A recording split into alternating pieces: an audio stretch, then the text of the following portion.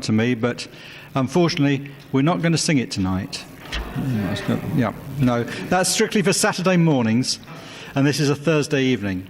So, hello, welcome to the Cinema Museum. I'm sure some of you will not have been here before, and you'll have been wowed by the place already. For others who have been here, well, you greet it like an old friend. My name is Steve Chibnall. I'm visiting professor here, and in my day job, I work at De Montfort University, where I run a research centre for cinema and television history. And it's that research centre that's in partnership with the Cinema Museum tonight in bringing you this series of events, which is called Cine-Sisters. And this is the third of those. Before I say any more about that, I suppose I should warn you that if you hear a very loud sound that's unpleasant to the ears, that might be a fire alarm, and if so, the people in Cinema Museum T-shirts will lead you to a place of safety. Okay, formalities over. I'll go back to talking about Cine-Sisters, and I just remembered that, you see. Yeah, this is the third of 5 events. There's 2 more after this. Next Saturday week, we have Angela Douglas, and in June, towards the end of June, we have June Whitfield closing the season. Tonight, though, you're going to meet a lady who has an unrivaled knowledge of British cinema at first hand. But I'm not going to say any more about her, because the person I'm going to introduce will be saying lots more about her. And I'm going to introduce the guy who's interviewing tonight. He's a distinguished actor. In fact, he's appearing at the moment in Educating Rita at... On tour. On tour. All over, in fact. No, it's not all over, no. He's playing the Michael Caine role, if you've seen the film, which I'm sure you probably have. He's also a film historian, and he's also an Associate Research Fellow of the Cinema and Television History Research Centre at De Montfort University. So, without further ado, Mr. Jonathan Rigby.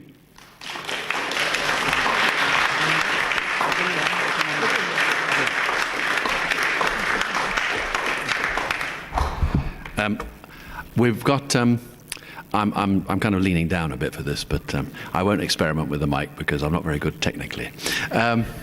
Yes, this evening we've got Renée Glynne, who is continuity supervisor extraordinaire. Her career lasted over 60 years. And this evening we're going to take you all the way from Celia Johnson to Chuck Norris. And I don't think there are many evenings that can do that. So, without further ado, will you welcome Renée Glynne.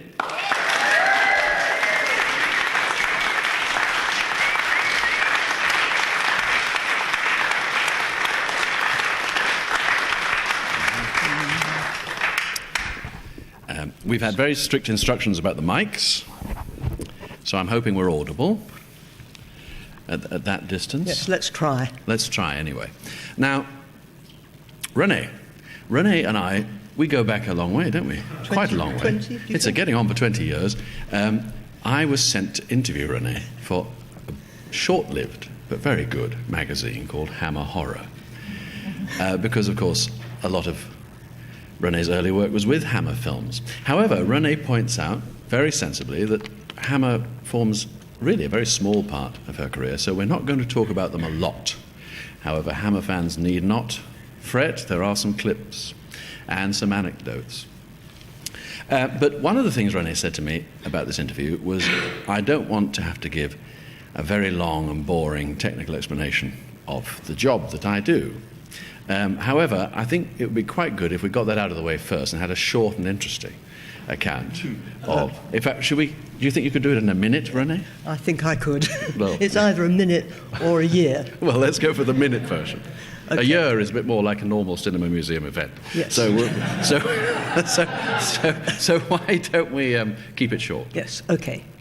So I'll say, you get the phone call with an offer of a film or an offer of an interview, and maybe they send you the script, you read the script, you do a little research before the interview, you go for the interview, let's say you get the job, and you learn how much prep time you have and how much shooting time there is, and pace yourself accordingly. You read the script, you break down the script, you time the script, you do a chronologia, you meet the crew and rehearse and so on, and you get to the point of shooting. Okay. Shooting on a stool near the camera. Now it's actually near the video assist, but I'm going to take it back to the days of when you were next to the camera. And you are there for the rehearsal and the prompting of the actors, and to give the clapper board its details, the slate number, the scene number. Sometimes it's the scene number as the slate number if it's an American or a foreign film. And you get to the point of shooting. So you write down the slate number, the scene number, the takes, whether the takes are good or not. Okay. And if I lean back, it will still be I knew all we'd right. get this wrong. Have I reached my minute yet? And the main part of the job, I can hear my voice now, that's better, is to watch the matching points, making specific notes, taking photographs or making a sketch, putting them on the left side of your script, tramlining the script with the slate and the scene number. And all of this is for your own reference and for the film editor. So at the end of the day, you produce all this paperwork, which absolutely has to be done by the end of the day and now photocopied. It used to be stenciled, it used to be written, used to be typed, whatever, and now it's mostly computer. And you've then sent all your necessary information to the production office and to the editorial department. Then comes the crunch of continuity of a scene that was shot yesterday or 5 weeks ago, and the camera crew needing to know what the height of the camera was or what the lens was, what the distance was, and the wardrobe department, what the clothes were, etc., etc. So you're there for giving the information, or even a Polaroid picture or a digital picture of reference. And so goes the film to the end. Mm-hmm. And on the day of the last shot, it's goodbye continuity, script supervisor, scripter as I call us. Scripto. Scripto. I believe there are I'm several scripter. scriptos in the audience. There are tonight. some very prestigious scriptos in the audience, all of whom I know and some I know quite well. Anyway, film is finished, film is edited, film is dubbed, film is totally finished, and another job we get, or we used to get, but perhaps not so much now, is doing a post-production script. And as Jonathan knows, I did lots of those on films that I didn't actually do the continuity on, and I kind of fell in love with Oliver Reed on film in my house on a movieola. That was the curse. And I of the never whale. ever worked with him. I think I've done my minute. You've done your minute. Excellent. Well, when we were discussing how to structure this interview, Renée said, "Can we get me born first?" And so there we are. Should we get you born first? Let's do that. Well, I was born on the year of the general strike. If you know when that was, you're mostly too young to know. Anyway, it was 1926. Mm-hmm. And in East London, not in Victoria Park, but beside Victoria Park, which is still there, and I go visit it sometimes. So I got born and I got raised, and then it was World War II, and I was 13, and I was an evacuee. My whole school, which was Skinner's Company School for Girls, or Skinner's Snob School for Girls, to Welwyn Garden City, which sounds like Wales, but it isn't. It's just up the road from King's Cross. And because I was in Welwyn Garden City, I was aware that there was a film studio.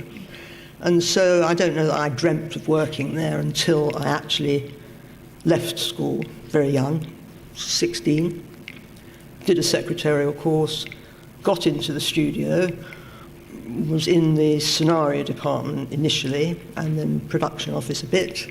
But I saw where can you be a mini star and suffer the most? And that, of course, is being a continuity. So I strove to be such a thing, and the studio manager, because I was still very young, I'm sort of 17 and a half, my family actually got a bit bombed and came to Welwyn Garden City, although initially I was billeted with Quaker families, and I learned a lot about life. Anyway, my parents came to the Garden City for a while, and then when it was buzz bomb time, they were unaware that it was buzz bomb time, they decided to move back to London and take me with them. And so I went to the studio manager and I said, it will take me 2 hours travel each way to get here, so will you promise me that I can be an assistant continuity, or I have to leave? And he said, I'm afraid you have to leave. So I left. And now we can give it back to you. One of the significant figures in your early career was one of the great mavericks of British cinema, albeit Hungarian, which was Gabriel Pascal. That was, of course, later. I'm going to just do another little thing first. Okay. Having left Welwyn Garden City, I worked at Cine-Sisters Films office, and Guido Cohen, who was the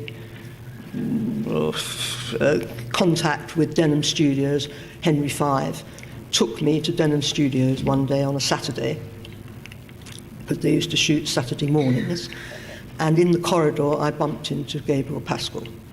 So now if you want to do a little bit more, I want more talk of Gabriel Pascal. Well, we want more talk of Gabriel Pascal. Good. I didn't work with him. Right. Tell us about Gabriel Pascal. So he was this over-effusive Hungarian, hairy, with a blue leather waistcoat, sleeveless, leather riding trousers and flowing black and silver hair and a brown face. Anyway, he decided that I had to work for him and that he would make me the finest continuity in the country. But I was working for Guido Cohen and Filippo del Guidice, and I was very happy where I was. And he dragged me by my then long, thick brown hair into del Guidice's office. And I have to mention, I didn't know who he was. He'd already made Major Barbara and Pygmalion, thank you. And he was about to make Caesar and Cleopatra, but I didn't know any of this. Anyway, he dragged me by my hair, very nice, into the doorway of Dell's office and said, this girl doesn't know who I am. And sort of Dell filled me in, and I said, but I work for you, and I don't want to leave. Anyway, I did leave, and worked on a year's prep on Caesar, had tea with George Bernard Shaw, had lunches with Deborah Carr, Laurence Olivier, Vivian Leigh, Alexander Korda, all these people. A fantastic time. And had to, on one night,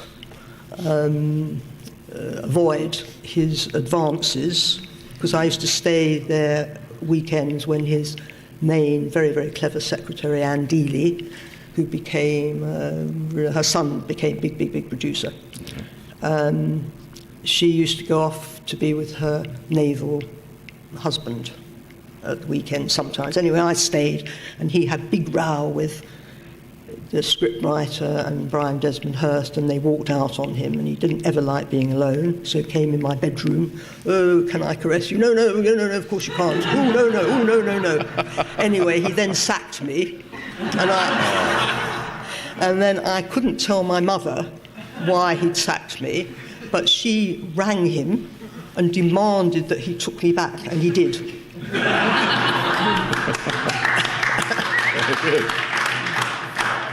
So I worked on the film as production secretary, and I learned a lot about continuity from the amazing Continuity 2, Yvonne Axworthy and Margaret Sibley. And I was a bit happy being a production secretary. We were a bit frightened of the floor.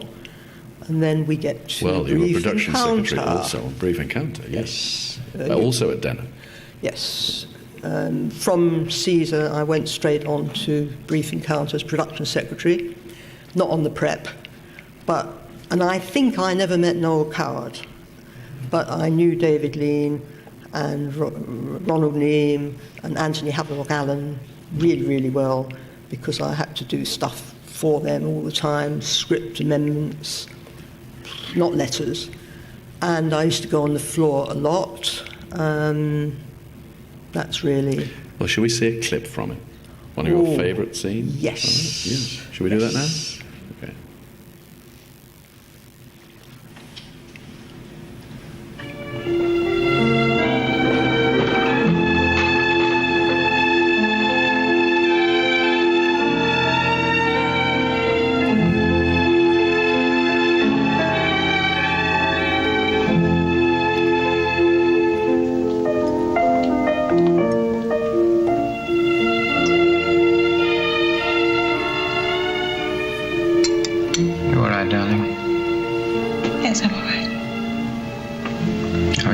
Something to say.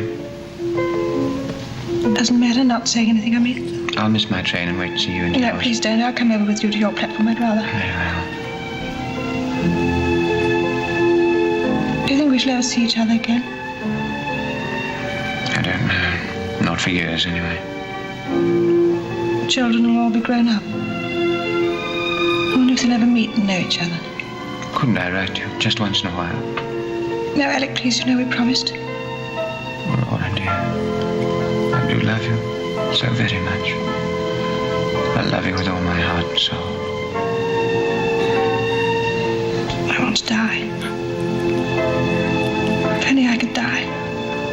If you died, you'd forget me. I want to be remembered. Yes, I know, I do too.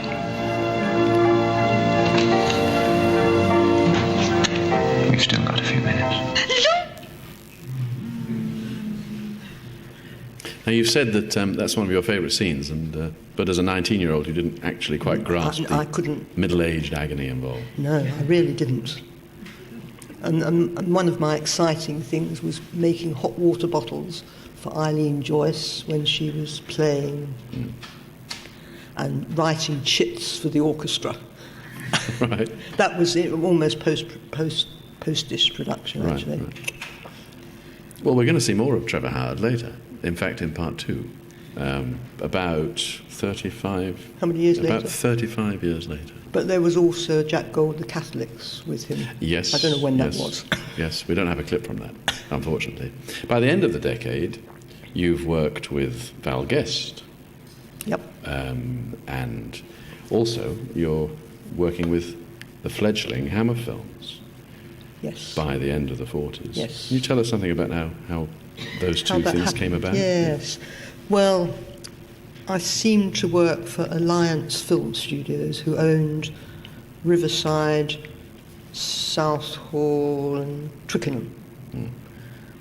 And I did a film, and I was 20 doing continuity, called Brass Monkey at Twickenham, which was Thornton Freeland director. And then... Was that the one with Carol Levis? No. Yes, it was. Yes, and yes, yeah. And Carol Landis.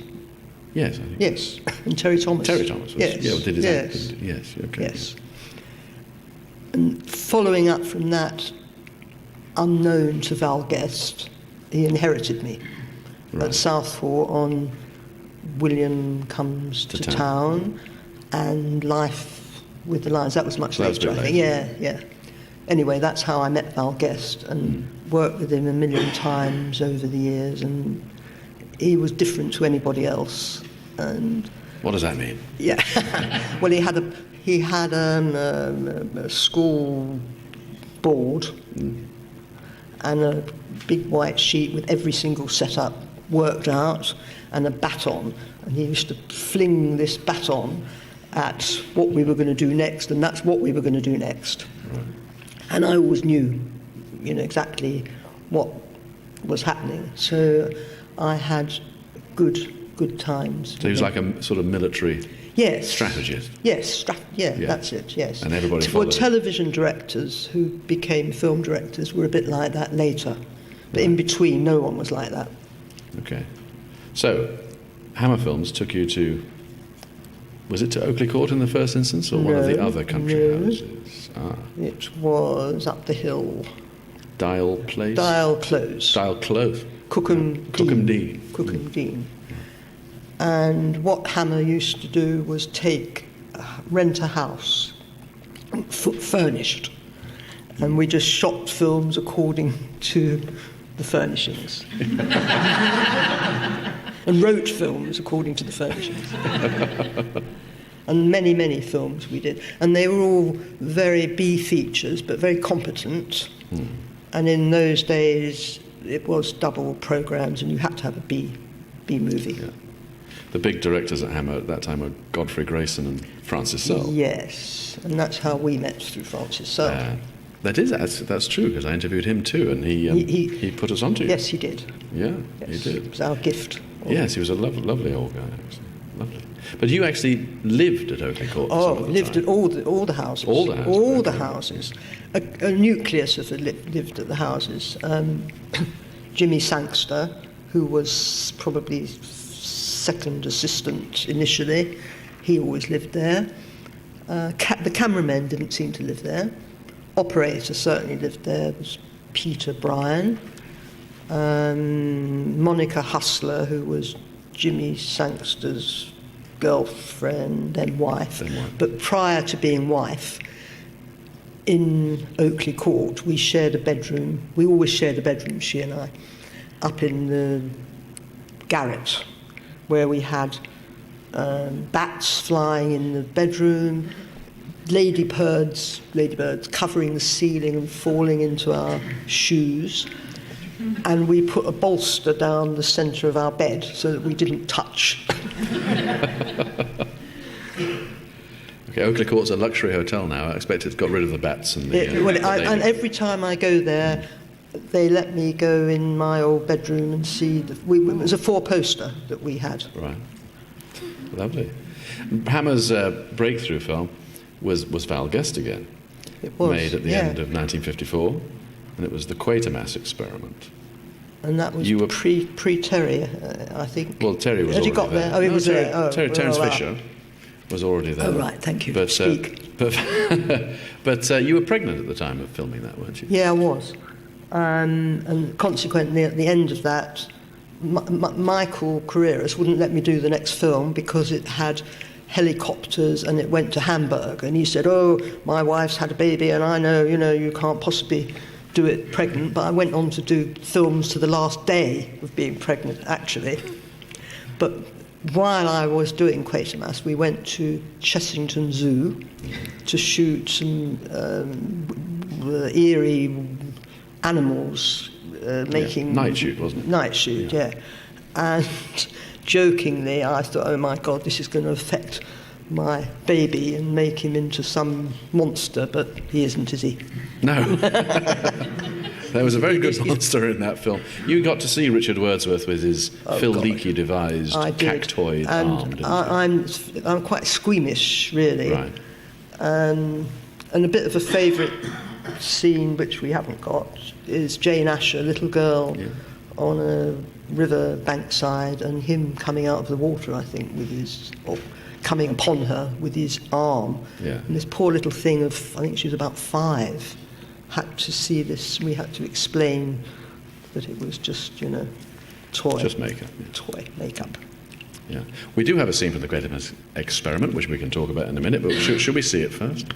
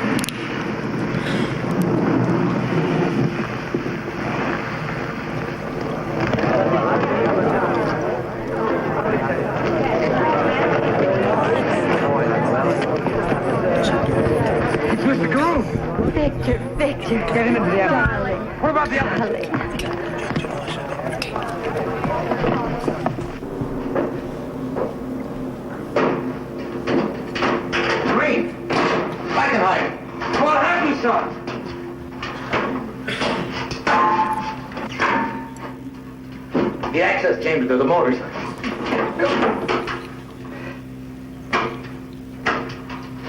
Quick, the manual control. Where are the others? Think it'll work? It's free, sir!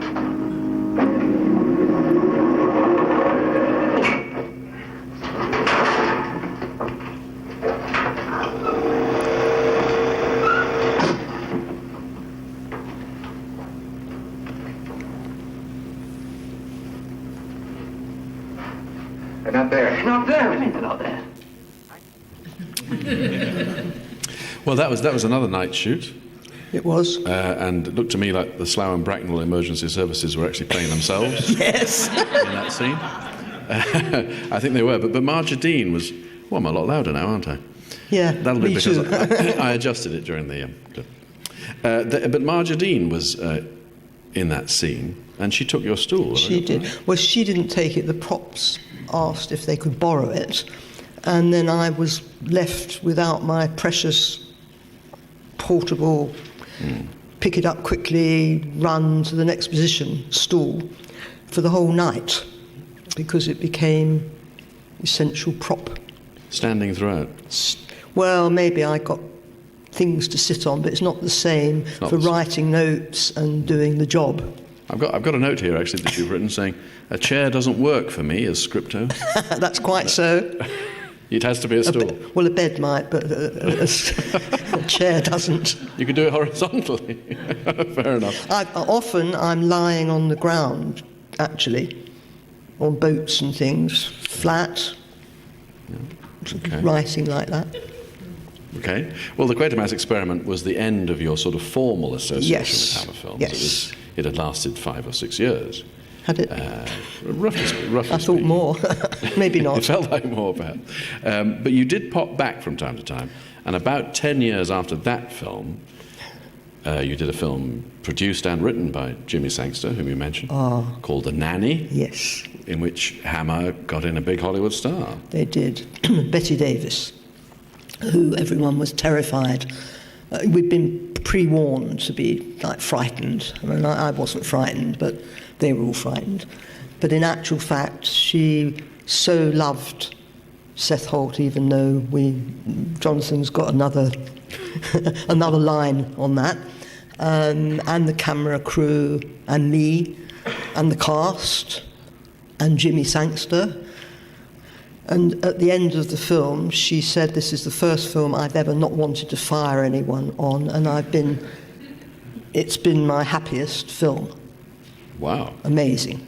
That was at a club in It was the Bournemouth? end of picture party in Boreham Wood, up the road onto the A1, which I think is no longer there. And Colonel Carreras was down, and he was very pleased to hear all this, and very pleased with us, of course. Absolutely. Well, the Nanny, I expect quite a number of people are familiar with it, but Betty Davis plays a pretty equivocal nanny, doesn't she? She's quite scary. And her charge is a little boy called William Dix, and we're about to see a scene between the two. He's an absolutely brilliant actor, William Dix.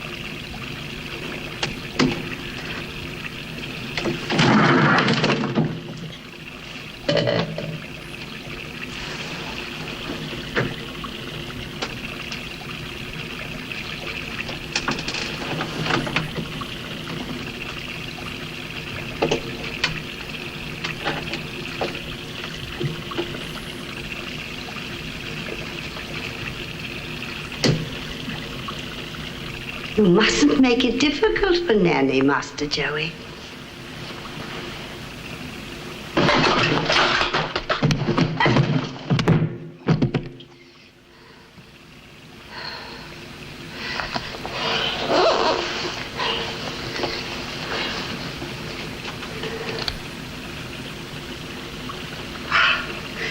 Master Joey, such a silly thing to do. Yeah, that's a scary scene. It was very scary all the time. Well, can you tell us about Seth Holt? Because he'd been an editor at Ealing, and Betty Davis loved him, by your account. By my account, Jimmy yes. Sangster told me that she called him a mountain of evil. Well... But that could be an affectionate term, couldn't it? Maybe. I mean, Who knows? he was just a lovely guy, and he introduced me to classical radio station, which I think was 3 at the time. Yeah. Yes, it was a very nice gift. Right. And we just used to talk about life, really. But Betty Davis gave you a present at the end of that film. I don't know what it was, though. You can't recall what it was. I know that. But you remember what she gave you at the end of Madame Sin?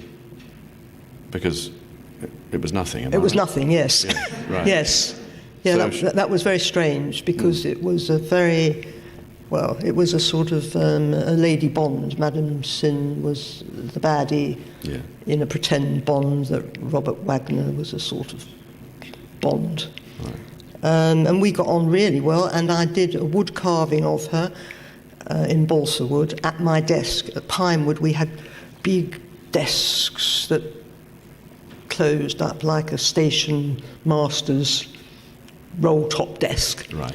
And she'd sit beside me while I, with my razor blade and my balsa wood, did this carving. But at the end, her companion came walking round with her, giving things to everybody and nothing to me. It may have been an oversight, or it may have been some Robert Wagner situation. Oh. Was that the woman that... It was a woman, wasn't it? There was a Yes. sort of... Was that Viola Rubber? I think she was called... Viola, yes. Rubber. I don't know what... It's a great name, yeah. And she was her slave. We've got a curious link here, because one of the names indelibly associated with Hammer Films is Peter Cushing. So we're going to look at a bit at some of the television you did. Oh. In just a minute. We're going to look at The New Avengers. The first episode of that, from 1976. Yeah, it was the pilot, really. It was pilot, in fact. Yes, The Eagle's Nest, directed by Desmond Davis. On the Isle of Skye. On the Isle of Skye. And it involved a Nazi, an unregenerate Nazi. And he's not just trying to revive a frog, he's also trying to revive, of course, Hitler. They were all trying to do that in the 70s. I think Gregory Peck had a go as well. Yes. Anyway, in a slightly larger project than this. Anyway, shall we see the first episode of The Eagle's Nest? I need my beauty sleep. No, there's a lot of things you do need, but that is not one of them. Definitely not. Mike Gambit, one of these days. I know. I'm looking forward to it. What's it about? Stannard.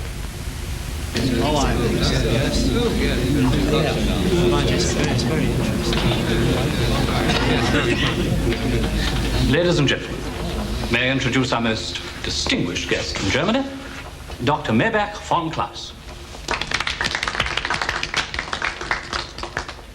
Thank you. I should explain that I am von Klaas and this is Albert. But of the two of us, Albert is surely the most important. As no doubt you are aware, it is not unheard of for hibernatory amphibians such as this, the common frog, to remain quite naturally in a state of suspended animation for periods of many years. The common frog. But Albert here is a very uncommon frog, nor is his extremely chilly condition a natural one. Albert is the hub of a scientifically controlled experiment. 10 years ago, I froze him, but hopefully not to death. With resuscitation techniques that I wish to demonstrate to you now, it is my intention to bring Albert back again. to the land of the living without pain, and none the worse for his experience. It was just an informal visit to George Stannard, a final briefing. Then I was clobbered, there was no George, and I was worried. And that's why I sent for you, Purdy. Your special knowledge. Knowledge of what? George. Didn't you and he, Certainly not. George is a gentleman. What's that got to do with it? Yes, that's no criterion. If it were, all of us gentlemen would be extinct. George took me out to dinner a couple of times, that's all. Final briefing. What for? The Von Klaus lecture, routine security. Oh, I'll handle it. Any lead on who clobbered you? A black Mercedes. You can't... Lovely Gareth Hunt. Gareth Hunt. And a new Joanna Lumley at the time. And one of the great chat-up exchanges there. One of these days. Yes, I'm looking forward to it. Now, you'd worked with Peter Cushing just a couple of years before that.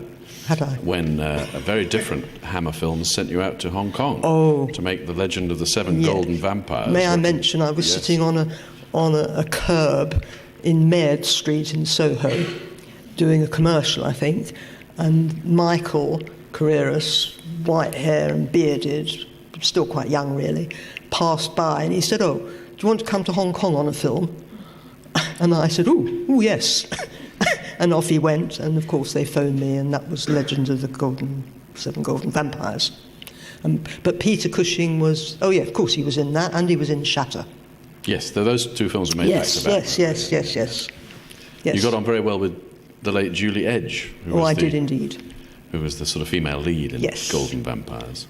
Yes. Yeah. We went to clubs. It was all okay. Yes. Hong Kong clubs. Hong Kong clubs. Yes. The camera crew of two, and her and me. Right. Yes, and a massage parlour. We went everywhere. Every time we had time off, we did all those things. Right, okay. That's the expurgated version of that story. Fair enough, fair enough. Yeah, I think it's good enough. Yes, fair enough. You can fill in the gaps. Roy Baker, his relation with the locals... with everybody. With everybody. There was nobody. There was no... I mean, there was nobody... Who escaped? No. Oh, he was quite fierce. He was the most gorgeous man on earth. But on that film, we were cast to do that film by Michael because he thought we'd all be good with Chinese and, polite and all this culturally. Anyway, Roy couldn't bear the spitting, neither could the sound mixer, and Chinese at that point have to clear their throats with these pearls. And they clear their throat and spit. And so on the set there'd be spitting. They weren't used to quiet on the set because everything was revoiced. Yeah. They spoke in different languages, different, what's the word for being Cantonese or Mandarin? Yes, different dialects. Different dialects. Whatever their dialect was, they spoke in it. Yeah. So there was no discipline whatsoever. And Roy couldn't bear it, and he also hated half the camera crew. He quite liked me most of the time, but he had a terrible time. Right. And he was at war with Run Shaw. As the Hong Kong producer. Yeah, and we kind of on the fence. People were sort of lovely with everybody. Okay, right. And Les Bowie and myself and Roy Ford went to Kowtow when it was Chinese New Year to Run Shaw, who invited everybody, and nobody went except us. Okay. So it wasn't a harmonious film? It certainly wasn't. It's quite a fun film, though. But I would say that an unhappy film doesn't mean it's a bad film, and a happy film does not mean it's a good film. Right. And each person has a different experience on every film. Oh, I really had a wonderful time on that, and someone else says, oh, I suffered the whole time. Yeah. Well, we're going to move on from Hammer films now to Jean-Luc Godard. There's an amazing leap. Yes. In the late 60s, you encountered not only this, lion of the French avant-garde, you also encountered the Rolling Stones. Yes. I'm just going to say something against myself. I went for the interview to get the Jean-Luc Godard film, and I asked for a script. And a script is 60 blank pages of paper. And I didn't know that. Because it was going to be made up as well, it always improvised. His are improvised, and had I mean, I didn't say it to him. Fortunately, it was only to the production manager. Well, there's a sequence in 1+1, which became known as "Sympathy for the Devil" after the song, which was recorded in the course of the film. There's a sequence in which you appear, and we're going to show it now. Difficult to keep your eyes peeled, but Godard insisted on you staying. Oh yes, yes. I said, no, stay there, which I did. Right. Well, you'll see a sort of you'll see the stone frozen, and then there's a tracking shot across towards, I think, towards Charlie Watts on drums. Yes, and that's when you're visible in the background. In a white top with black sleeves? No, the reverse. Sorry, the other way around. A black top with black white vest. Sleeves. And also visible is a harpsichord, which our technical manager at the back was involved in manufacturing back in the day, he told us. Extraordinary, the coincidences that come up on these occasions. Anyway, and then it tracks back from and there you are again, and back to, and Brian Jones, the late Brian, he was still alive, he's visible. Anyway, should we watch that now?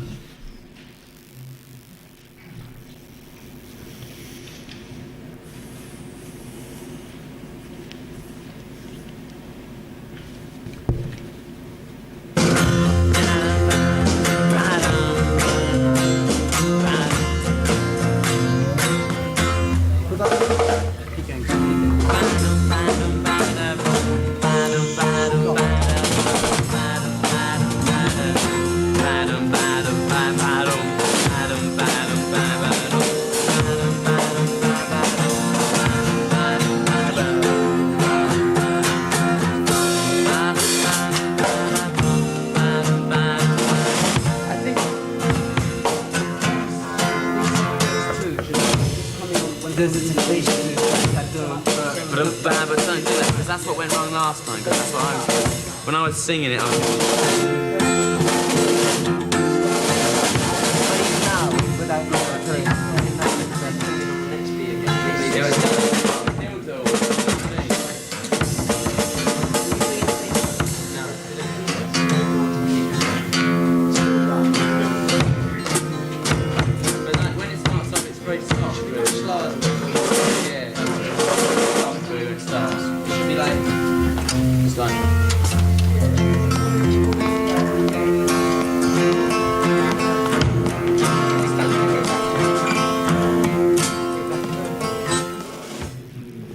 Now that was Olympic Studios, wasn't it? Yeah. And Godard insisted that you stay at your post, not just in that tracking shot, but under every possible circumstances. Even Absolutely. Fire, yes? Even fire. We set fire to the studio. The electrician had put tracing paper too close to ceiling lamp. Anyway, fire. So the tracing paper came down, so that wasn't total fire, but the ceiling actually totally caught fire. He went on filming, I went on sitting there until a certain point when I thought, no, I can't do that. I have 2 children, I have to go. So I grabbed my portable typewriter, which was this treasure, and my Polaroid camera, and I suppose my stool, and ran down the stone steps. Anyway, 5 fire engines, and 9 hours later the fire was out, and all the equipment in the studio was ruined. Not the harpsichord. Not Dave's harpsichord somehow or other. Well, Dave will be pleased to hear that. That's good. And the film went into hiatus, and I then got another film, so I didn't actually finish when Jean-Luc came back from the Sorbonne uprising, which was more of his interest. Yeah. Whenever it was that they completed the film, I was elsewhere. Right. So someone else had to do that. Okay. But he'd gone off to experience May 1968 and all that. May 68, May exactly. 68 and all exactly. that, yeah. But the Rolling Stones were models of conscientiousness, apparently. They were due at midnight, and they came at midnight in their white suits mostly, and beautifully clean hair, and were very, very professional. And all their friends came by. Marianne Faithfull came to do ooh on on Sympathy, on Sympathy, yes. which, if ever I see her, she just goes ooh to me, and like we were 100 years older, but she still remembers. And some small people, I know they were small faces, but anyway, short group of pop four. stars. Yeah, they came. That could well be the small faces. They were small. I think it was small faces, Yeah, and they, for nothing, sang on the backing tracks. Okay, but you encountered Mick Jagger again, of course, in performance. In performance, I finished. Major cult film. Yes, It wasn't my film, but the scripter went off to marry Mike Nichols in Canada, and left the film because it went miles over schedule. Anyway, I came in and did 2 or 3 sequences. One was in Wardour Street in an office with this pile of hideous, overweight white bodies, naked. I think that was the first shot that I was on, and then Mick Jagger came over to the pub and about dropping his trousers, but anyway, kind of showing us all his, showing yes. you all yes, his. Yes, very sweet with it, very, very sweet. Well, that's nice. Linda DeVetta, the makeup artist, was his big friend and my friend, and I think it was just for us. Oh, that's nice. Special showing just for you two. Okay. But that film was directed by Donald Cammell and Nicholas Roeg. Yes. But, so how would you... More Nick Roeg. I was going to say, what was the division of labour as far as you're concerned? Officially it was co, but Nick naturally was to the man of all doing it. And I'd known him since he was not quite a focus puller. Right. So, it's good relationship even now-ish. Now-ish. Well, whenever I did a bit on the witches. Oh, right, yeah. I was on the mouse unit.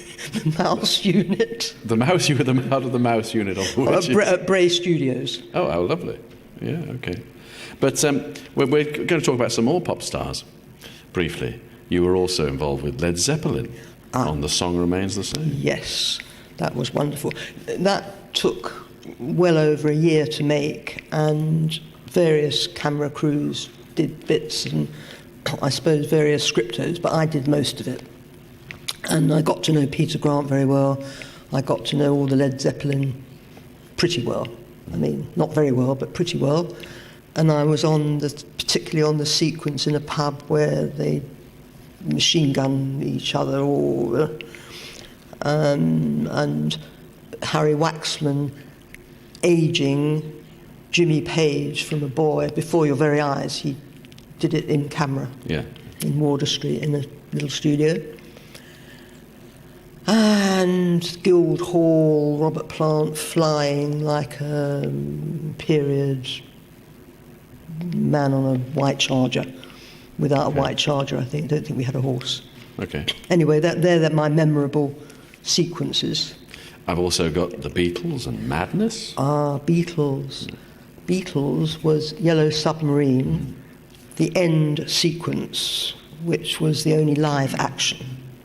Right. And we did that in Soho. And they played pranks on me. I won't say they took the ribbon out of my typewriter, but they did, terrible things to me, and they were very sweet, very naughty. So there was also the Madness film, Take It or Leave It, you worked on a bit later. Yes, with lovely Dave Robinson. Who was the co-director of Stiff Records, wasn't yes. he? And it was his only film as a director. I seem to work with a lot of directors who only did one film. We only realised this tonight, actually. Yeah, we've got a few. I think it finished them off. It's like Borg, the Swedish, who says she did this brilliant film where she was going a bit blind and her child was blind, with Danish director. Oh, you know who I mean. Anyway, after that film, where she didn't quite get an Oscar, but she could have done, she said, I'm never doing another film. Bjork. Oh, Bjork. Thank you. Dancer in the Dark. Exactly. So there's a lot of people who I've worked with who only who have done it just the once. Yeah, I don't think it's me. It's not you. It's not me who finishes them off. No, it's not you. However, one pop star you didn't work with, despite doing a film of his, was Sting. Yes, I was doing Radio On, and that took sort of forever. And they went off on road shots, on motorway shots, and it was the depths of winter, and I may have had a cough or something, but anyway, I let them go. And unfortunately, Sting was part of one of those sequences in a garage, a petrol station. So I missed out on young Sting. Young Sting. And I thought, what is Sting? I don't need Sting. I'm leaving this film. That was 1979, wasn't it? Was it? So it was very early on. Yeah. Oh. Absolutely.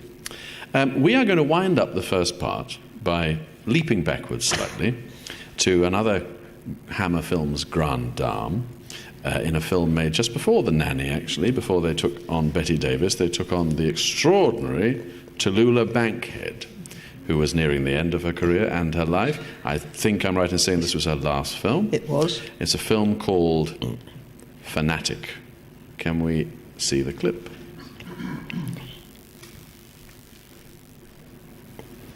I shall read from the Book of Judges, chapter 1, verse 1. Now after the death of Joshua it came to pass that the children of Israel asked the Lord, saying, who shall go up for us against the Canaanites? Anna, I'll give you £1,000 if you let me out of here. It's not an idle offer, Anna. My father's a very wealthy man. You're speaking foolishness, Patricia. Sit still and listen. You'd have the money within a week. I warn you, child, the more you fight against acceptance, the more... £2,000.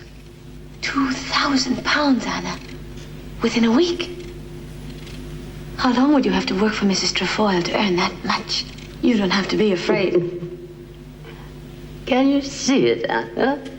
Harry with £2,000 at his disposal. Yes, so you'll never see the man again. Would you? Now sit still and listen. Verse 3. And Judah said unto Simeon his brother, come up with me into my lot, that we may fight against the Canaanites. And I likewise will go with thee into thy lot. Very well. Simeon went with him. I'll save my father's money. Forget it, Anna. I don't know why I offered it in the first place. It really isn't necessary. I told you I was supposed to meet a friend of mine in London last night. Well, when I don't show up, he'll know something's wrong. He? That's right. He. You told me that was it. I lied, Mrs. Trefoil. Lied. It's not a woman, it's a man. A man. It's the man I'm going to marry. Marry, Mrs. Trefoil. And have there been others as well? Did you lie to me about your virginity?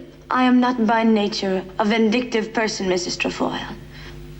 But believe me, I'm going to take intense pleasure in seeing all of you arrested and put in jail. Did you lie to me?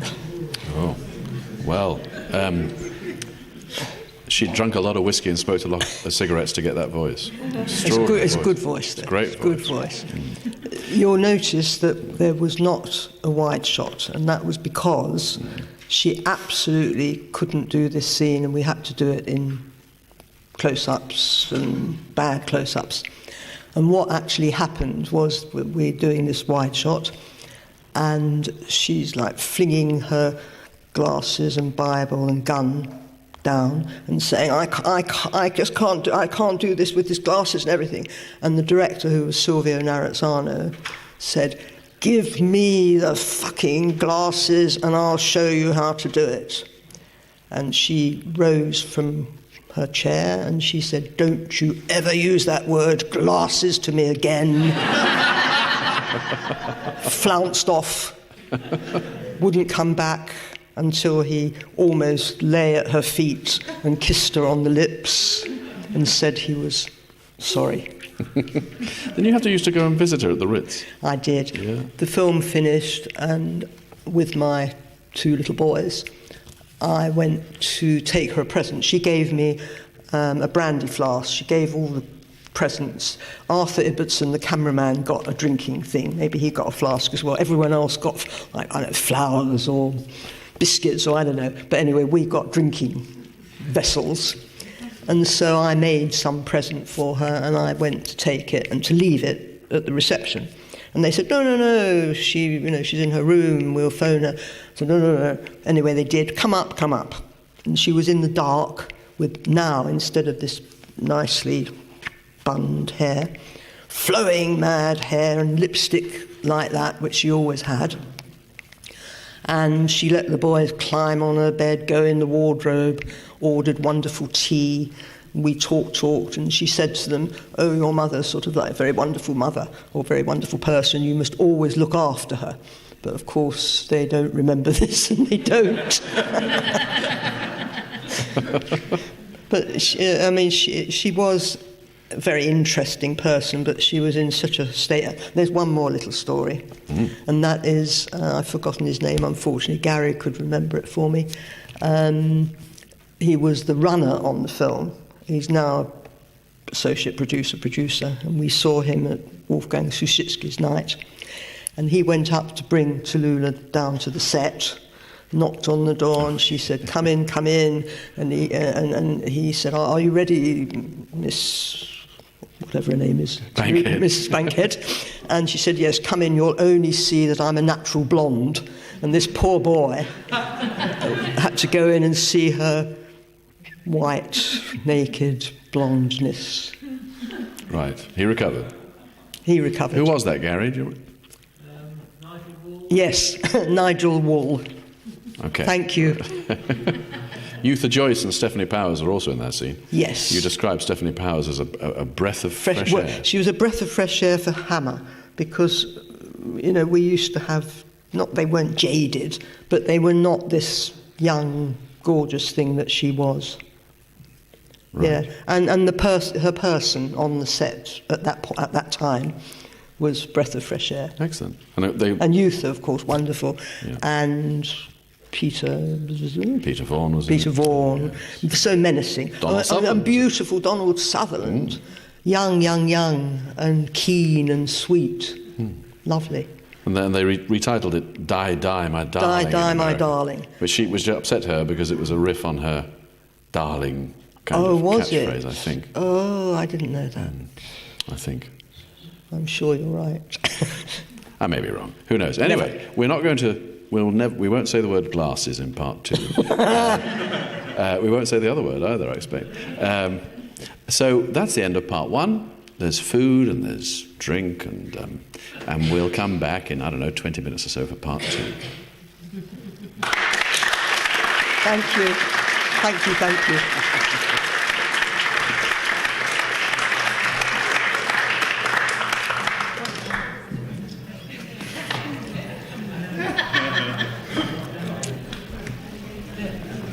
That was great. All right. Yeah, that was supposed to.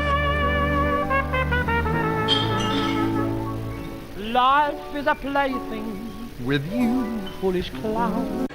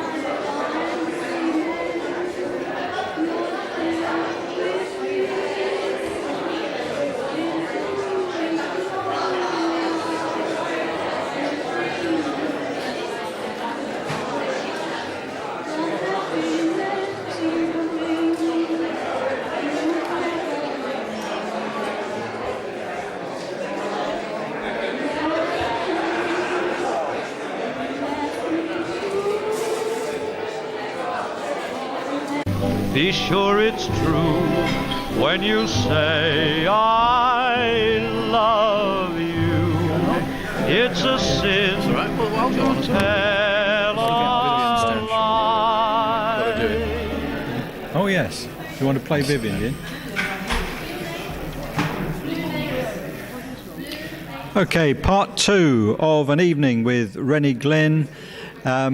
I should perhaps draw your attention to an event that will be happening a week on Sunday, when we'll see Jonathan back again to talk about Peter Cushing. Peter Cushing's centenary event with the launch of a new work on Peter Cushing and an interview in the second half, I understand, with Bernard Broughton, Peter Cushing's secretary. Husband is secretary, okay. And all-round amendments. Well, that's close enough. The secretary to me.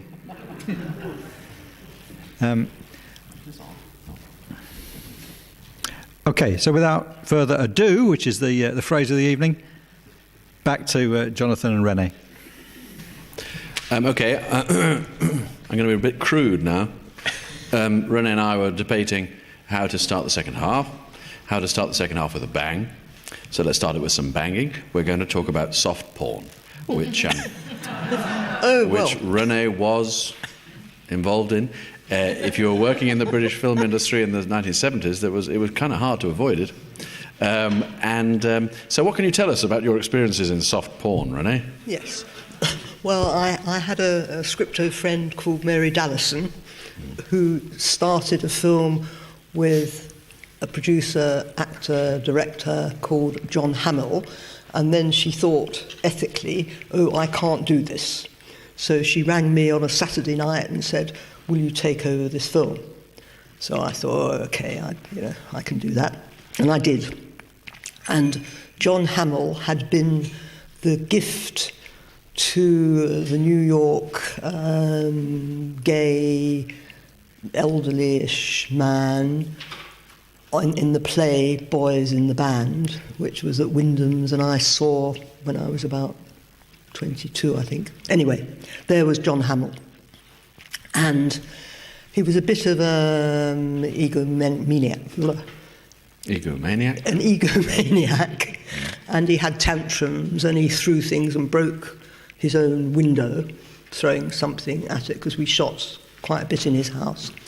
Anyway, we shot many, many scenes, and they were... The story script was that he was a rent boy business, one-man rent boy. And so we had him going to these various houses and making love with these women, girls. And what used to happen, which was absolutely awful, he'd pretend love make, and then he'd say a unit out of the room, and they'd finish. It's very nice. So I was never there for that, really. But on this occasion, Man Alive were doing a documentary, which you know the name of. Exploitation. Exploitation. And they visited us while we were shooting a lovemaking scene. And in my usual way, I had my expression on the face of a kind of disdain, I suppose. And they panned their camera onto me and held this big close-up, which is in the documentary, which was on BBC. And so all my Greek Cypriot friends of that time saw this because, it's a sex documentary. And they thought that was what my career was, just doing these porn films. And I never lived it down with them. Well, we've come a long way from Brief Encounter, haven't we? And Deviation was... Oh, Deviation is another... A feature soft. That was the name of the film, by the way, Deviation. And that had a live orgy, which we filmed. Right. Yes. How many people were involved in this orgy? Oh, about 25. Good Lord. Yes. Very orgiastic. That was José Larraz. José Larraz. And the beginning of Malcolm. Oh, yes, exactly. Yes. Who was actually actor you liked a lot, and which Malcolm I had a Terrace, which with whom I had a relationship. Ah, okay. Yes. Starting on that film. He was a bit diffident, wasn't he? He didn't like what he had to do on that film. Right, I mean, he's a Yorkshire shy boy, really, old man. Right. But towards the end of the decade, I mean, British sex comedies were so popular that they were being sponsored by Columbia, and the Confessions film. Confessions and you worked Rosie Dixon on a female Confessions film called Rosie Dixon, Night Nurse, with Justin Cartwright, who is an intellectual, directing it, and it was his first and last film. There's another of those first and last. It's another of those first and last guys. Yes. Yeah. Okay. Well, there we are. A little detour into deviation. Yes, onward. A little deviation into sex. There we are. Soft porn. We're now going to leave. There's no connection, I hasten to add, to Jack Gold. No. He pans up and away to the clouds whenever there's any physical, sexual. Won't show anything. Oh, okay. Right. Well, you did 9 films for him over an 8-year period. I did. Yeah. I'm going to tell you what they were called. The National Health, which was based on a Peter Nichols play, wasn't it? And Charlie Muffin, Little Lord Fauntleroy with Ricky Schroeder. Does anybody remember him? A little boy actor from The Champ. Good and Bad at Games, Zakharov, in which Zakharov. Jason Robards played that part, didn't he? And Glimmer. Red Monarch, Praying Mantis, and one of the early Channel 4 films, which was The Chain. However, without further ado, we're going to have a clip from probably the most famous of these Jack Gold films, Aces High.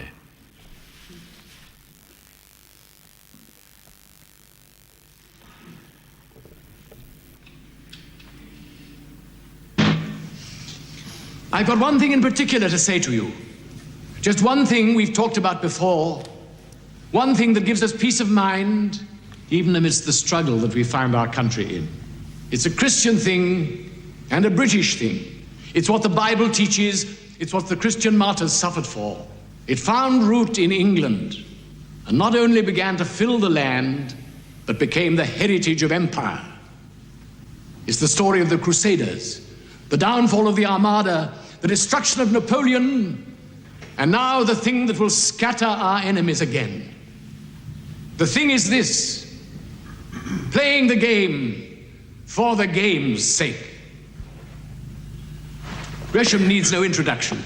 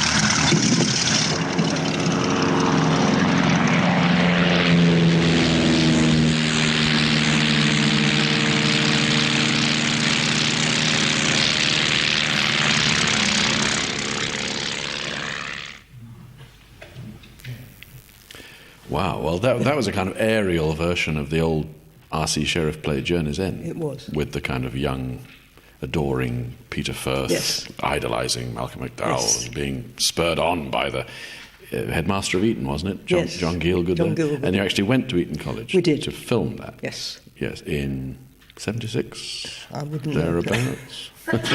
I know I had to look after John Gielgud with his lines. Oh, yes. It was a lot of prompting, secret prompting. How did you secretly prompt him? Well, I don't know really, but subtle prompting. Right, okay. Right. Subtle prompting. And now, so Jack Gold, that was kind of relatively early in your Jack Gold period, as it were. 75, Yes. 6, yeah, kind of relatively early. And you had a very lovely time with him until... The Chain. The Channel 4 film I mentioned, The Chain, which is almost like a portmanteau film. It's about various different couples trying to buy new properties in Thatcherite 1984 Britain. And it's great, actually, it's really good. But your ninth and last film with Jack Gold was less harmonious than the previous 8. There's nothing that you could put a finger on, but I was standing in the street, as we were often in streets, with Gary, the first assistant, and we looked at each other and said, we're not going to do this anymore, because he was bullying us somehow. I can't put a finger on what he said or what he did, but it wasn't pleasant. And so that was the end of my working with him. But what he did was he'd recommend me to directors just to kind of get rid of me. And Buzz Kulick rang him for Round the World in 80 Days, which was, a magnificent job. Yeah. And he raved about me, saying, you absolutely have to have her.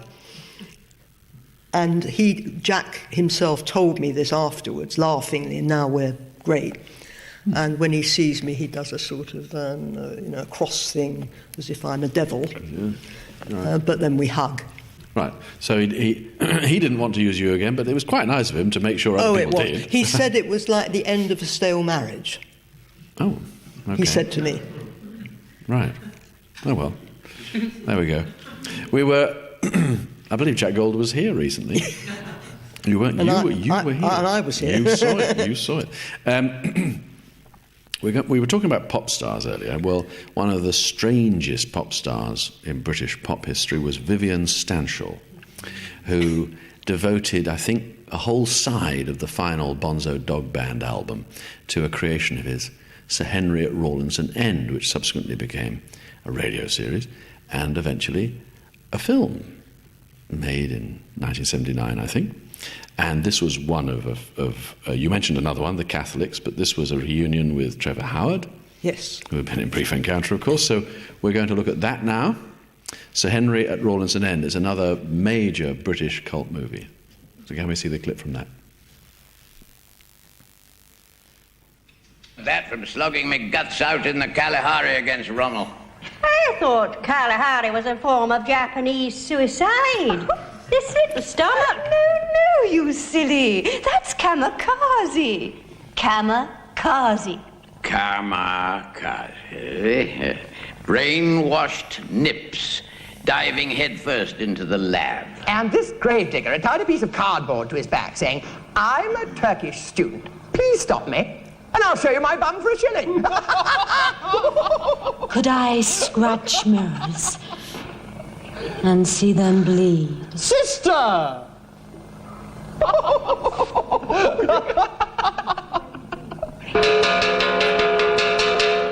It came on very quickly. Must have been all that fatty food. One of them got stuck in a duct in his privates, and when they cut it out, it was as big as an orange. Golly. 9:42 and 37 seconds by the old Courts Digital. We better be going into dinner. Not me sporting. Got something a bit exotic up in me room. Oh, yes. Passion fruit, eh?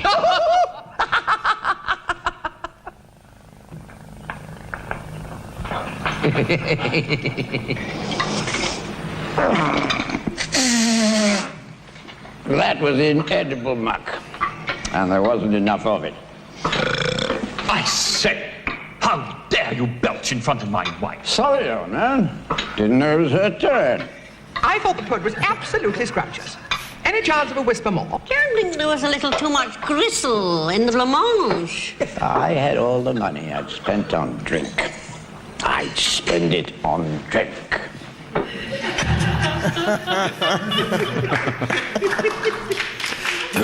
Well, as well as Trevor Howard, there were actors there like Liz Smith and Sheila Reid and Jeremy Child and J.G. Devlin, playing a character called Old Scrotum. Oh, wonderful. Wonderful. And have I missed anybody out? Denise Coffey. Oh, Denise Coffey, of course, yes, absolutely. I've got a little note from you here saying, Vivian Stanshall eating worms. Yeah. I think you need to elucidate Well, that. his bedroom was rotting mound of rotting vegetables and fruit. That was his bedroom. Yeah. And his favourite meal were worms. And we had this shot, which wasn't there, where he actually has to eat worms. So everybody went to lunch, and I don't know what he did exactly, but straight after lunch, before they came back, we did the shot of him eating worms. And he did it? He did it. He swallowed some and he spat out some. It was pretty revolting. That's above and beyond, isn't it? Yes. He wrote it in, and he therefore had to do it. Right. Oh, that's terrible. I think Divine did worse than that in Pink Flamingos, but only just. Oh. Now you've got a lovely note here. I love this phrase. Every scene a delightful nightmare to shoot. A delightful nightmare. Yeah, it was. And in what way? In what way? Well, it was always very difficult and just difficult. Right. You had another of those one-time directors. I did, yes. Steve Roberts. Yes. I don't know where he... I mean, he was very good, but I don't know where he'd come from or where he went. Mm. But anyway, we might check. Well, we might check later. And Trevor Howard? Oh, wonderful. 35 years approximately after Brief Encounter. Was it? Yeah. And I don't know when the Catholics were. Before that, wasn't it? A little earlier, I think, yeah. Yeah, but he remembered... I mean, didn't remember me from Brief Encounter by any means, but from the Catholics and Aces High? Was he in it? Steve, was Trevor Howard in Aces High? Can you recall? I don't think he was, you know. Ray Milland was. Oh, was he? Okay. There were some English high-ranking... Yeah, brass. Yeah. Puppeteering. Yeah. And certainly Ray Milland, and I have a feeling that Trevor was there as well. Does anybody know? This is terrible. No. we should know. Well, we should know, but we'll check later. We're not going to worry about that. No. But any time I ever saw an actor that I'd worked with, and particularly Trevor, he'd remember everything about everything and mention, an incident. Yeah. James Garner, I was in Spain with on a film, and I bumped into him at Pinewood once, and he started just talking about an incident on the film where he wanted to kill Vic Morrow. All right. Okay. But unfortunately, Vic Morrow got killed. Did get killed on a film set, yeah. Oh, well. Vivian Stanshall, you can wind right back to Gabriel Pascal. You've worked with a lot of maverick figures, and let's just quickly talk, since, frankly, I forgot to mention it in part one, let's just quickly talk about Sean O'Casey. Oh. And, of course, the legendary film documentarist and theorist Paul Rother, whom you worked with twice in Ireland on both occasions. In Ireland on both occasions. Yeah. And then I worked with his wife, Connie Smith, on a Hammer film. Oh, yes. And he visited us. Oh, right. And she'd actually knifed him. She'd knifed him? Either before or after that film. Okay. Right. She did. I didn't know that Constance Smith knifed Paul Rother. Didn't kill him, but she actually knifed him. It's true. Steve knows this story. Okay. Yes, you do too, clearly. Anyway, Paul Rother, first of all, on No Resting Place with Michael Gough. Yes. Which was shown at the NFT not long ago. Recently, yes. Yeah. And then you went on to do a documentary about Sean O'Casey. Yes. which is called Cradle of Genius, Yes. which is about the Abbey Theatre Dublin. Abbey Theatre building and actors who'd ever acted there, who were still alive. And what was Paul Rother like to work with? Well, he was like a combustion engine, really. Right. I mean, I was all right with him, but he was explosive. And he didn't do very well, although I'm very loyal to it, on his feature film, No Resting Place. It's thought. It's what, sorry? It is thought that he didn't do very well with it.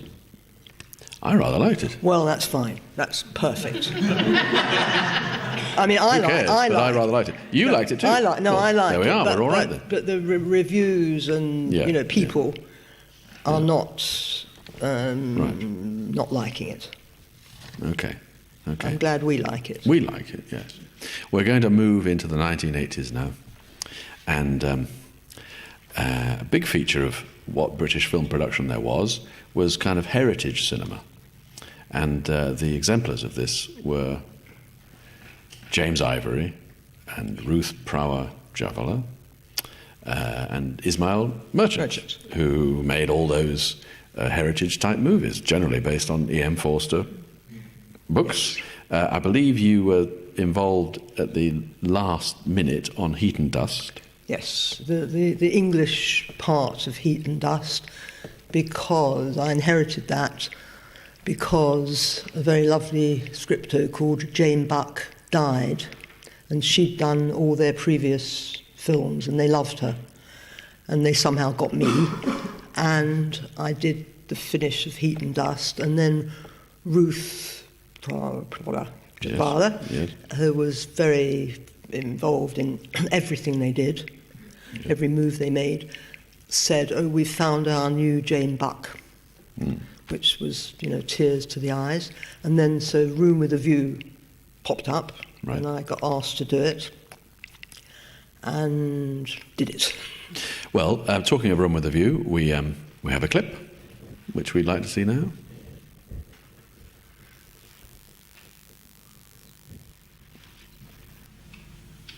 You love George.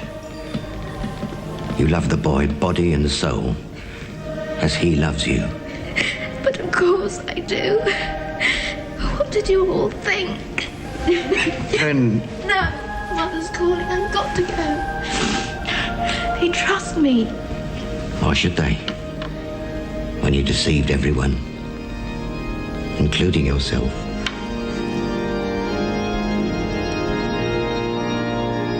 Charlotte, come and sit here. Go on, Pearl. Walk on. Where are you going to live next month? Greece? The plan for Greece may be cancelled. What? Oh, stop. Do stop. I think Lucy has something to tell us. Stop the horse, Lucy.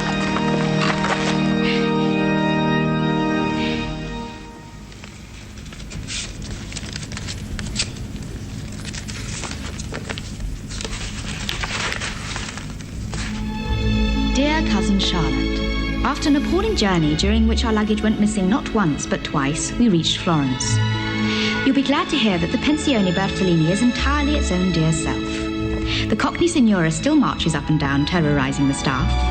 Even her guests appear to be just another set of Miss Allens, Miss Lavish, Mr. Beebe, and indeed Charlotte and Lucy. But we weren't promised toys with a view.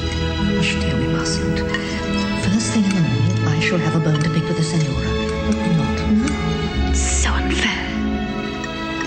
Don't you agree that on one's first visit to Florence, one must have a room with a view? We have a view.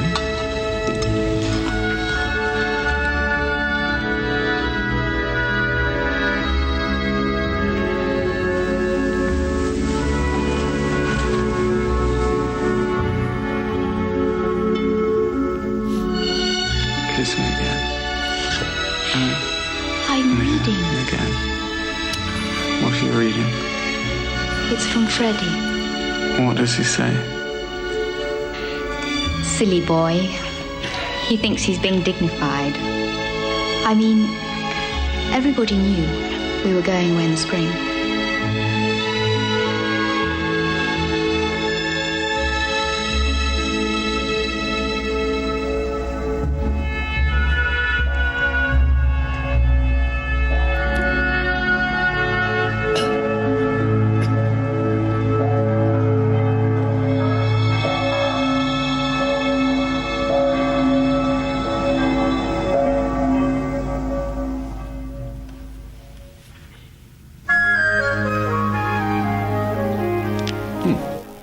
There you go. Well, Denham Elliott was there, and Maggie Smith, Julian Sands, and Helena Bonham Carter, before she became a professional goth kind of character. Before she became an actress, actually.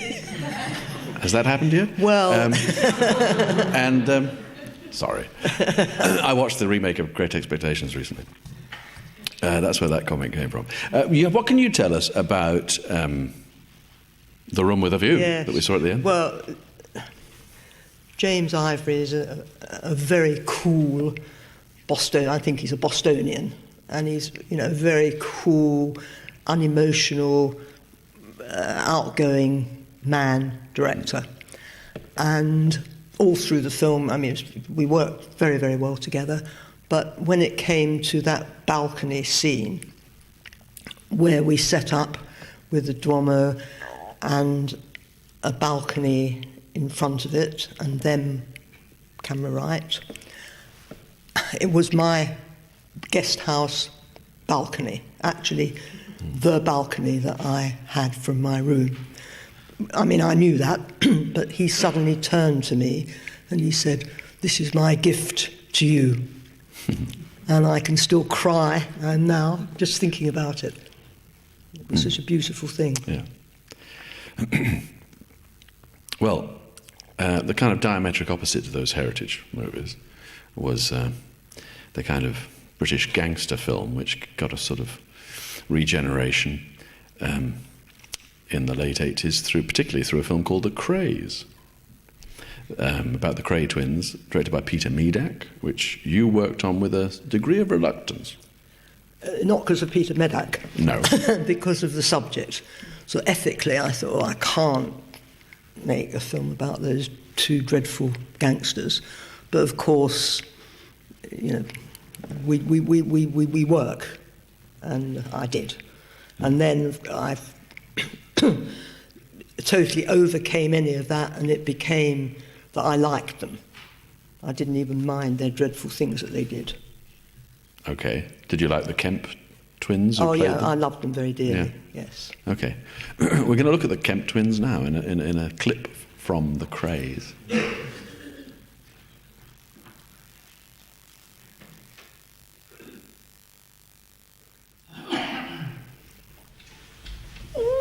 Reggie, open your jacket and show your Aunt Rose the cut of your shirt.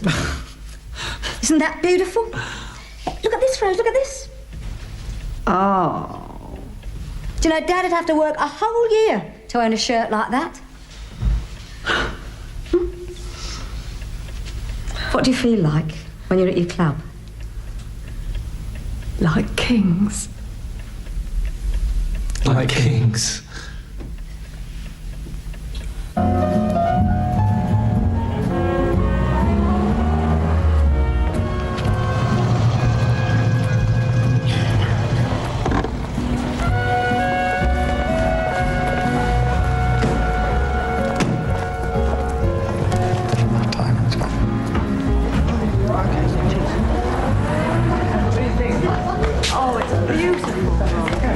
Take Mum and Aunt Rose in and get a drink. Okay, Ron. Well, why, where are you going? I'll be back in a second. You just go and enjoy yourself, yeah? Miss Craig? Always on the move. Reggie? Aunt Rose?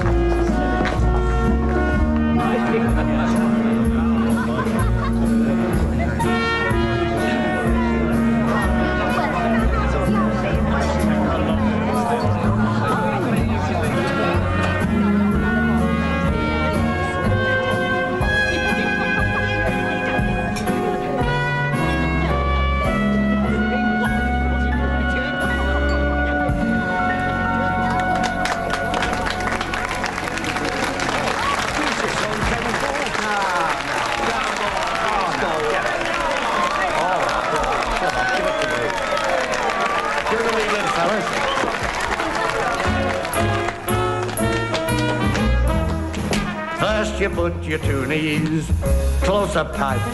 You swing them to the left, oh, you swing them to the right. Step around the floor, kind of nice and light. Then you twist around with all of your might. Spread your loving arms way out in space. You do the Eden rock with such style and grace. You put your left foot out you pull it back. And that's what I call ball of the jack. I said they should come here. They need a place, Reg. They're on the run. Yeah, no trouble. You did right then. How old are you, boys? 16, Mr. Crane. Need some clothes and a hot meal, yeah? Yes, sir, we're starving.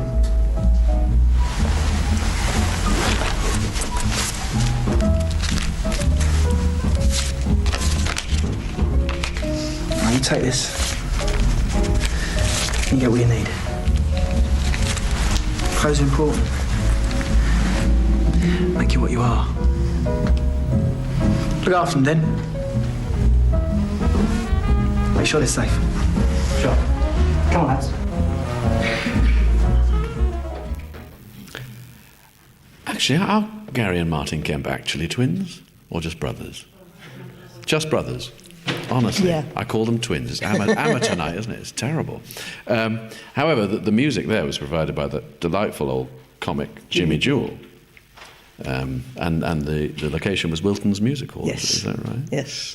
So how was he to work with? The Jimmy? Jimmy, yeah. He was fine.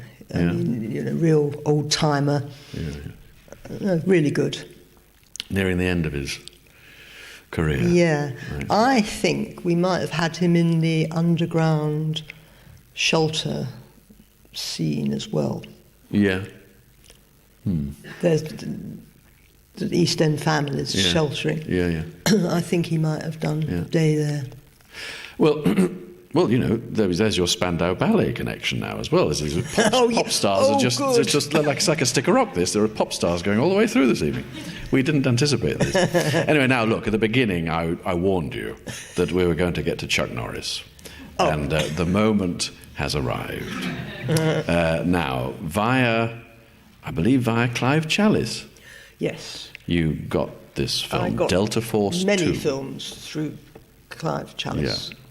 Who was British. He was the son of the cinematographer Christopher Chalice. Yes. And he lived next door to my parents, bizarrely. And he was an alcoholic. I know that from personal experience. And he predeceased his father by a long way, unfortunately, didn't he? I used to defend him to the Israeli associate producer and say, Clive, rolling drunk, is a better production manager than any stone-cold sober one that you can tell me about. That was out in the Philippines. I was having to do that all the time. Okay, right. Well, it was through him that you got Delta Force 2, which was directed by Chuck's little brother, Aaron Norris. And let's see a clip.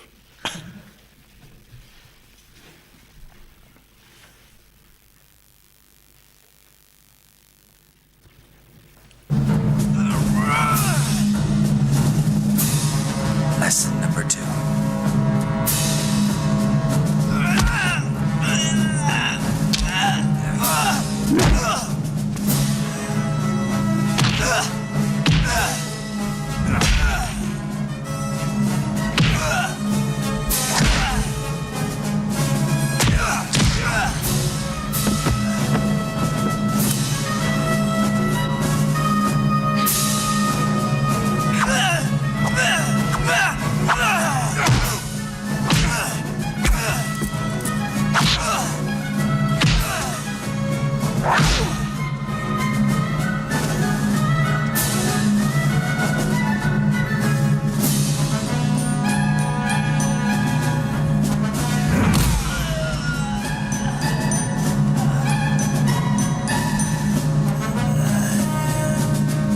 Skull's out.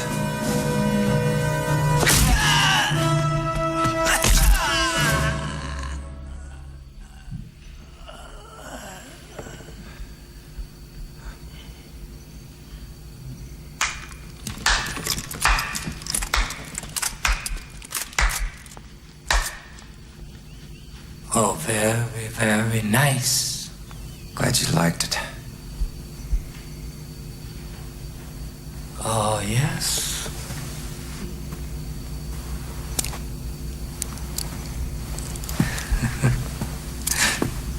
loved it.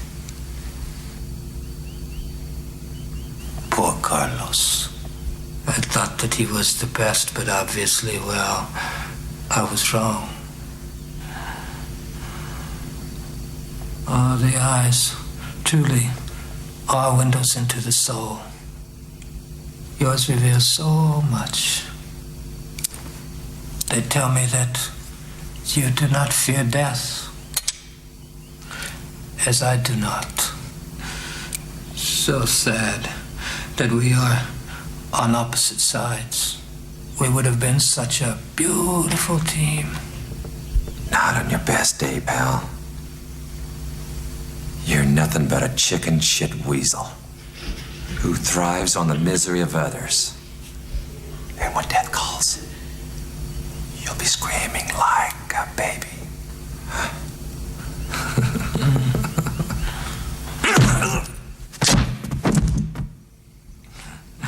Oh, we're going to discover who is going to scream.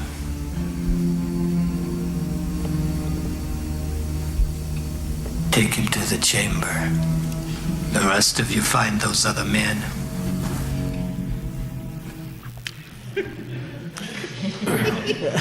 You're nothing but a chicken shit weasel who thrives on the misery of others. It doesn't get better, does it? Dialogue. Well, the date on that film is 1990. I think we could all tell that. There were at least 2 mullets of unimaginable horror in that scene.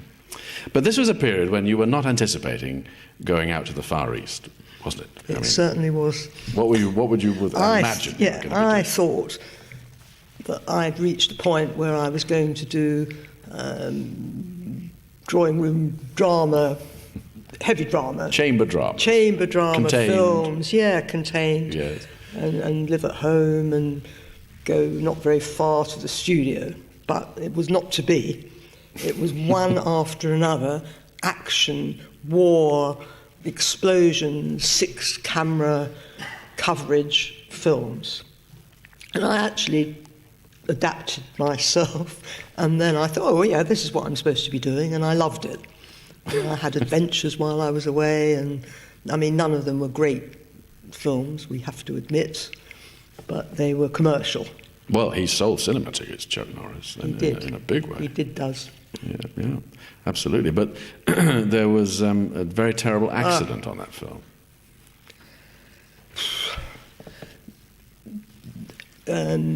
Story-wise, just after this sequence, Chuck Norris manages to recover himself and arrest the baddie and get away in a helicopter. And the sound recordist and I used to work out exactly what the script scene number would be, A, B, C, D, minus A, double B, or whatever, because we were shooting in slate scene numbers as against the English way of consecutive slate numbers. Anyway, on this occasion, we worked out the scene number, and we knew that this helicopter was going to rise off the pad outside Baddie's house and have some dialogue in hovering, and then come down again. But what actually happened was clapper went in, helicopter rose, microphone covered the dialogue between the captain and stuntmen, actually, and it had aboard the second unit Israeli cameraman, a stuntman turned actor, the chief electrician, and the grip. Young grip, old grip. Oh, young grip, old electrician. Anyway, it rose, it went over and down the mountain, and it hit rocks of the mountain before it reached the bottom and crashed and caught fire. And it killed 5 people in that helicopter, and 3 survived, badly injured, but they totally survived. And that stopped the filming in the Philippines, and then it got finished in Louisiana, just a small amount still to be done, which I didn't do, but it was absolutely horrible. Right. And I would say, in the sort of homage, that many helicopter cameramen have died in accidents. Yeah. Well, am I right in saying that the very, very good American character actor, John P. Ryan, he was one of the guys who survived? He survived. Yeah. And he had adopted a Filipina orphan. Right. And she was present when the crash took place and, was screaming, crying. And the Israeli cameraman was having a love affair with the American wardrobe girl who was actually pregnant. Mm-hmm. So, and Joao was the cameraman. He didn't go up, and he'd now lost his electrician and his grip and his second unit. So, it just was so dreadful. Mm. Well, for our final clip, you said you wanted to be up in the clouds in a more positive way. Yes. And this is one of the films that Jack Gold recommended you for, to the director Buzz Kulik. This is a massive, which we've already mentioned, but we'll have a clip. We'll talk about it. Massive TV miniseries from 87, thereabouts. A version of Around the World in 80 Days with Pierce Brosnan and Eric Idle as Passepartout. Yeah. And shall we have the clip first and then talk? Let's have the clip. Monsieur. Yeah? Oui, bien sûr. Thank you.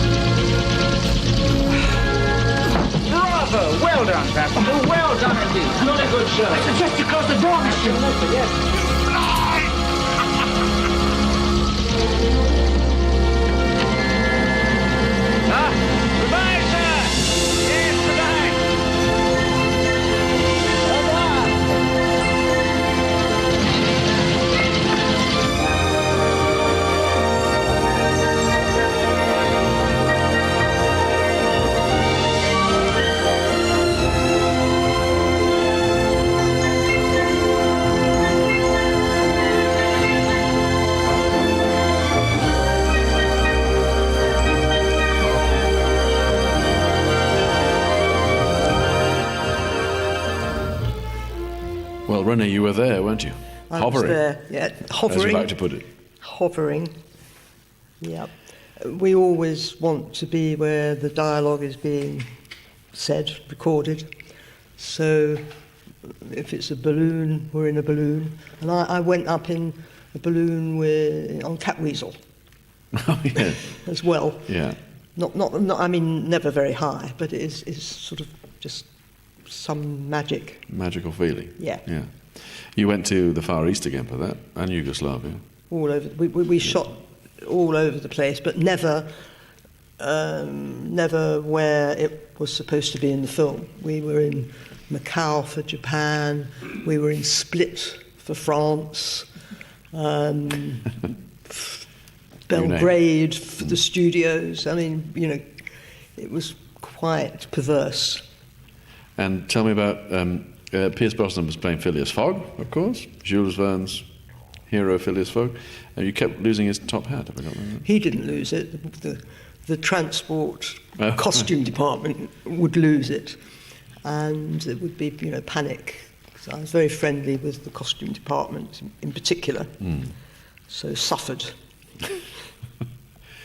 I see. Okay, well, we're going to wind up before we take some questions from the audience with just an observation that, you were kind of in there at the beginning of British horror with the Quatermass experiment.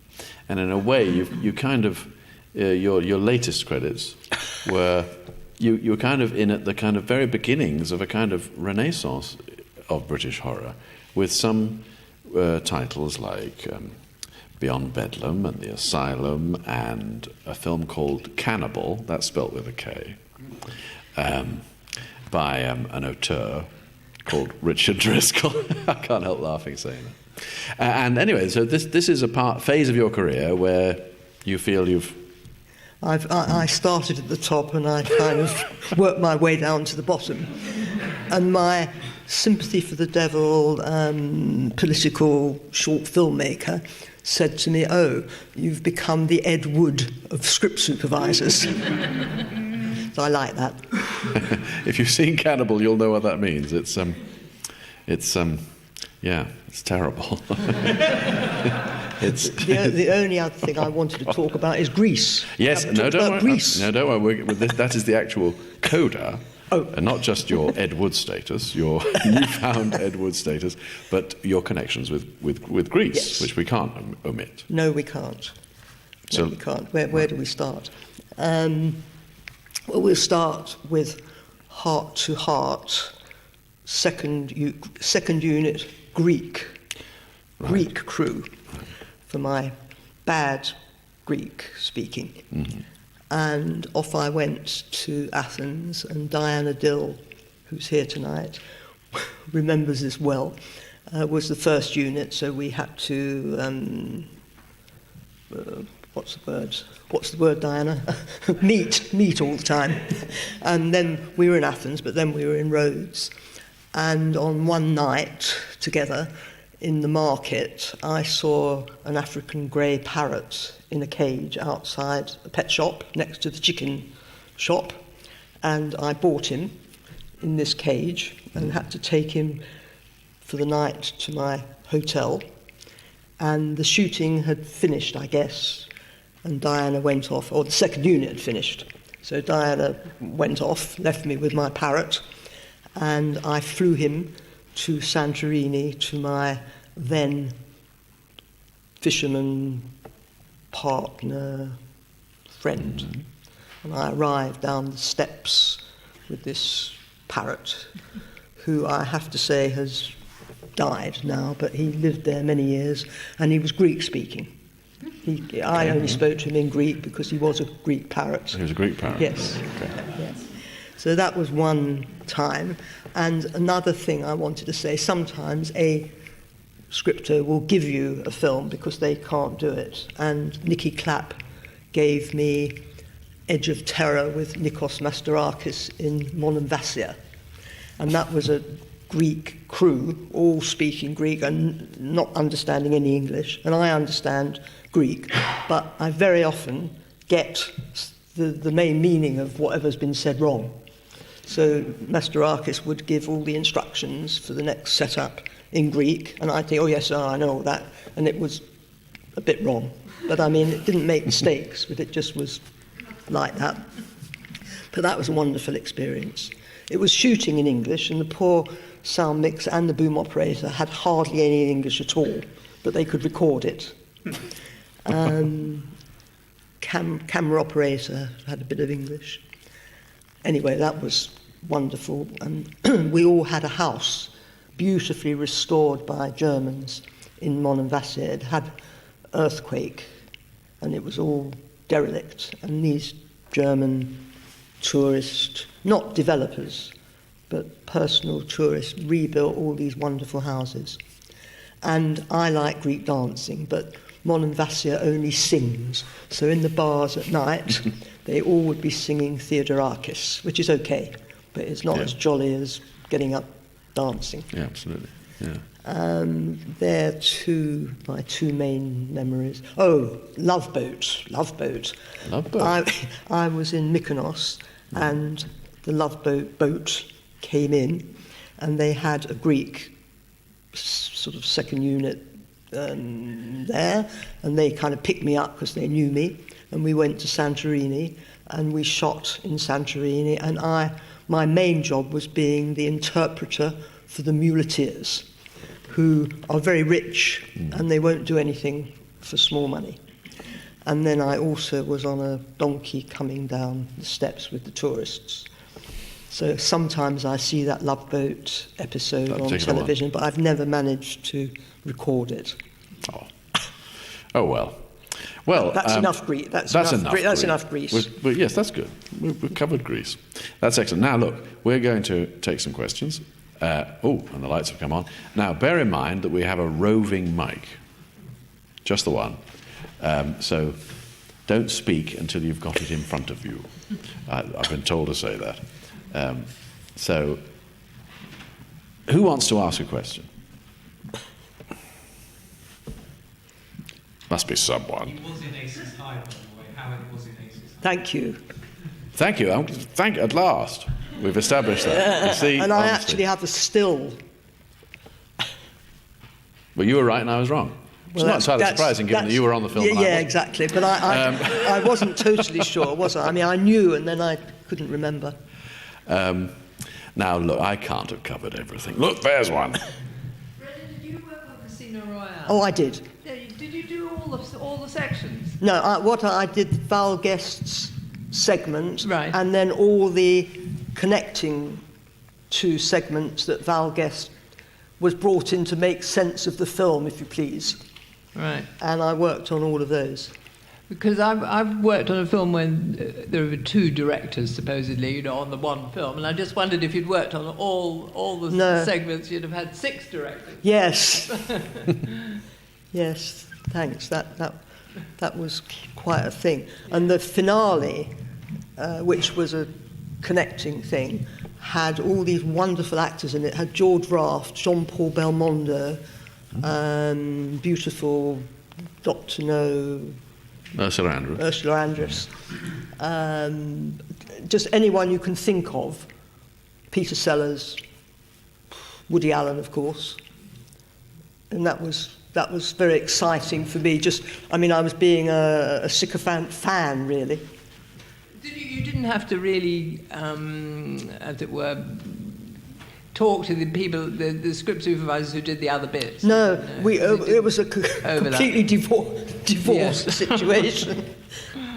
Yeah, and they all got credited separately. Yeah, for each part. And it's like the worst film ever, but I kind of love watching it. Exactly. Here's one. Hello. Hang on a sec. Good evening, Renée. We've worked together, as you know, and we've had many pleasant times, and I'm very, very grateful for your sheets on a couple of pictures. But I'd just like to ask you something that I tend to ask all what used to be called continuity goers and are now script supervisors. Did you have any moments in your very long career where you actually told a director that this absolutely will not cut, you shouldn't shoot it, this way the left to right won't match the right to left, and that kind of thing? And if you did, and you're nodding, can you please tell us who, when, where, and how? Well, particularly Menachem Golan, who said... I was actually particularly telling him that we were running long, hours long, and he'd say, well, it's my film, don't worry about it. And any time I tried to tell him a right or a left, he said, it doesn't matter. I can't remember anyone else that particularly that I had that sort of trouble with. I mean, if I told them something, they would use it, do it. Nobody defied us. Good to hear it. Thank you. There's another one behind you there, on that side. Good evening. Did you, in your long career, did you ever consider going behind the camera as a director? Oh, never. No, I just wanted to be good at what I did, and I suffered doing the job to the very last shot I ever did, because it was, such an intense thing. But I never wanted to be a director. I didn't want to be anything else.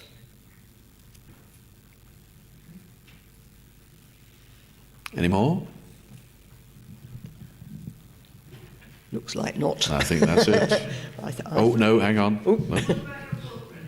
About what? You've written a book. Oh, my book.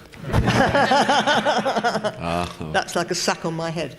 I'm supposed... I've written several pages and made several notes and done several recordings, but it's in no shape at all at the moment. And the publisher thinks that he can corral me and get me to be more disciplined very shortly, and it might be. But I want to do it, but really I want a ghostwriter or a guide, and there's nobody there. Well, you can tell what a good book it would be if it comes to pass, which we hope it does. In fact, while doing this evening... Oh, was there another one? Yeah. Oh, I'm sorry. It's a long walk, Great. though.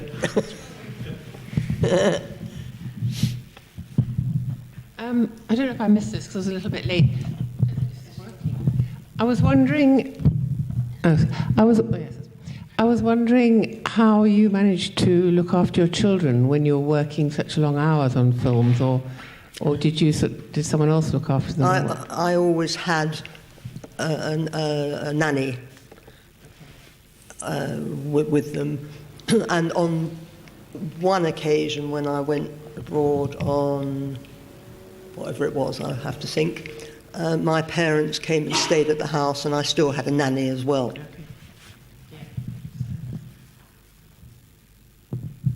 Is there anybody else?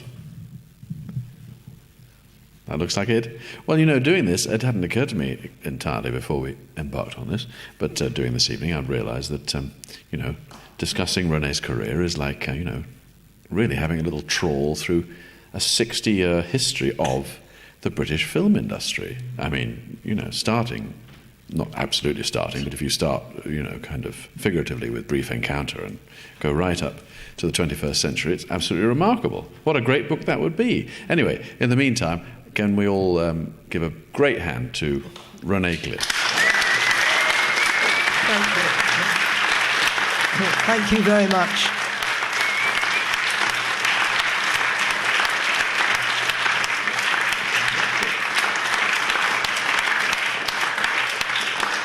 And thank you, Dave, for the clip work, which was brilliant, and Joe, who helped me, and Gary, who helped me, and Jonathan, of course, and all my lovely friends who sent me messages of strength, which I needed. But I've had a lovely time. Thank you. Hey.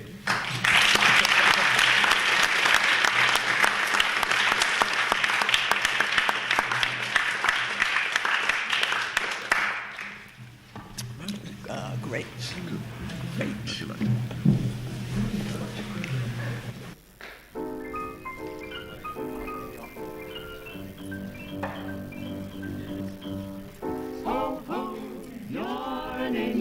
Sweet and lovely someone, only for me.